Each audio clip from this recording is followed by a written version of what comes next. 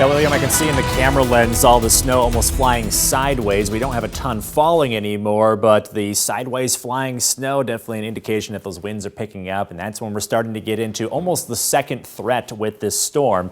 Blizzard warnings now in effect for Stevenson County, Freeport, areas west. This is for dangerous winter weather. It's not just the falling snow. It's gusts that will reach near 50 miles per hour later tonight, causing widespread whiteouts, near impossible visibility. So definitely only travel if absolutely necessary. The rest of the area under a winter storm warning until noon Saturday. That is for hazardous winter weather. So we'll continue to see visibility issues. We'll see blowing and drifting snow, so not quite to the extent as spots getting closer to Iowa, but you're still going to have all sorts of pretty treacherous travel at times through the rest of the night. Now, on Exact Track radar, the snow is practically stopping in certain spots, so not necessarily seeing a ton of falling snow anymore. It's just a brief break for a couple hours, and then we'll see snow fill back in later on tonight. You see that reflected here on Future Track. We get a pause really through about 8 o'clock. Then after 8, light snow starts to fill back in, but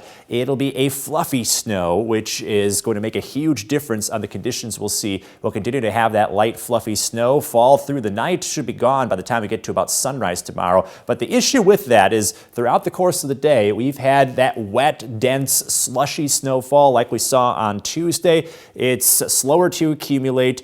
Great for making snowmen. I know when I was out snowblowing this morning, it was giving me all sorts of problems because it packed so nicely, it kept clogging up the snowblower. So that kind of snow resulted in slushy roads, melts a little easier, especially with temperatures above freezing. But when we drop below freezing tonight and we have much colder air, we're going to get over to this more fluffy snowfall. Lightweight, easy to shovel, but you can kind of see on our roof camera, it blows around a lot easier. And when we've got snow that can fly around, that powder that you want to ski on, flying through the air, it makes it really hard to see when the winds pick up. So between now and about 6 o'clock, the snow continues to come to a halt. Well, roads will stay slushy. Between about 6 and 10, winds continue to pick up, and then eventually that light snow, those flurries return. But remember, it's that powdery snowfall, so as the winds continue to get strong, we get closer and closer to blizzard conditions. And again, widespread whiteouts here. Not something you want to be driving in because it's virtually impossible to see, so stay off the roads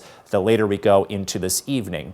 On top of all this, we've got temperatures plummeting. So once we finally get to tomorrow and this storm is out of our hair, look at our temperatures. Highs may only be in the morning. We'll be down into the teens to single digits Saturday afternoon. And then we're basically at or below zero through the middle of next week. We could be looking at hazardous wind chills about 20, 25 below starting Sunday and really not improving all the way through Tuesday. Good thing that we've got a holiday coming up on Monday to kind of close certain buildings and schools down to keep us out of the cold. But still, very frigid weather ahead for early next week. In your most accurate 10-day forecast, we get a little bit of warmth back, but we're only talking the double digits. Look far ahead to the 10th day in our forecast.